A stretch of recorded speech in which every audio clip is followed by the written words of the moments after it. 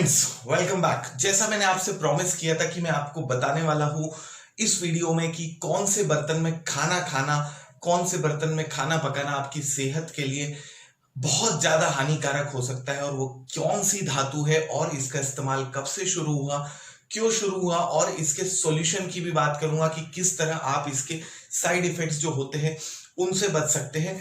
उसके पहले बता दूं कि सबसे अच्छी जो धातु है खाना बनाने और खाना खाने के लिए वो है मिट्टी के बर्तन, जो सबसे ज्यादा हेल्प करते हैं आपकी सेहत को और आपके बॉडी के सेल्स और टिश्यूज को मेंटेन करने में। तो आज का पॉइंट स्टार्ट करता हूं। सबसे हानिकारक धातु, इसका इस्तेमाल इसलिए किया जाता है क्योंकि ये धातु जो है मजबूत तो होती है, टिकाऊ होने के साथ साथ ये सस्ती भी बहुत होती है, तो इसका इस्तेमाल इसलिए भी किया जाने लगा है। ये धातु का नाम बताने से पहले बता दूं कि इसका इस्तेमाल जो है, आपको एक हिंट देता हूं, इसका इस्तेमाल जेल में किया जाता है कैदियों को खाना देने के लिए।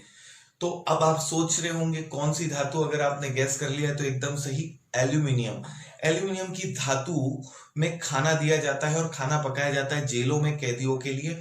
और यही धातु में हम लोग भी हमारे घरों में कई बार कुकर में, प्रेशर कुकर के लिए या कढ़ाइयों में या प्लेट्स में इसका इस्तेमाल करते हैं।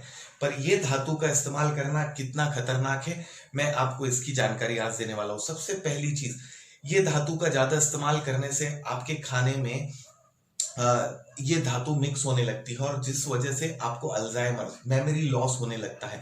तो सबसे इंपॉर्टेंट चीज ध्यान में रखिए, अगर जो लोग स्टूडेंट्स है वो लोग एल्यूमिनियम के बर्तनों में पके हुए खाने को ना खाएं। दूसरी चीज, अल्जाइमर के साथ साथ डेमेंशिया भी पैदा कर सकता है अगर आप एल्यूमिनियम का ज्यादा इस्तेमाल कर रहे हैं, रेगुलर बेसिस पे इस्तेमाल कर रहे हैं। तो रिसर्च ने प्रूव किया है कि ये आपकी बॉडी में डेमेंशिया पैदा कर सकता है, आपको पूरी तरह भूलने की बीमारी पैदा कर सकता है। ये इस धातु का इस्तेमाल अगर आप ज्यादा इस्तेमाल में लाते हैं तो ये कैंसर जैसे सेल्स को भी बॉडी में डेवलप करने का काम करता है, आपके थायराइड ग्लैंड्स को इफेक्ट करता है। इसका, जैसा मैंने कहा कि इसका सॉल्यूशंस भी बताऊंगा। तो ये धातु का इस्तेमाल जितना आप घरों में अवॉइड कर सके, जितना नहीं करेंगे उतना ज्यादा अच्छा है। अब मान लीजिए प्रेशर कुकर है, जो प्रेशर कुकर है उसमें आपको यूजुअली एल्यूमिनियम के प्रेशर कुकर में खाना बनाने की जरूरत पड़ती है। तो आपको करना क्या है, जैसे ही आपने खाना बनाया उसके बाद में वो प्रेशर कुकर से खाने को निकाल लीजिए। कई बार उसी में आप रखे रखते हैं, दाल पकाते हैं, चावल बनाते हैं या कोई भी सब्जी को बॉईल करते हैं, तो उसके अंदर उसको रख के मत रखिए। बॉइल्ड हो जाए, आपका खाना पक जाए, उसके बाद में आप उसको स्टील के बर्तन में निकाल सकते हैं।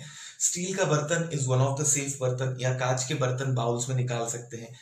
तो कभी भी बनाने के बाद में खाने को एल्यूमिनियम में ना रखिए, ये पहला प्रिकॉशन रखिए।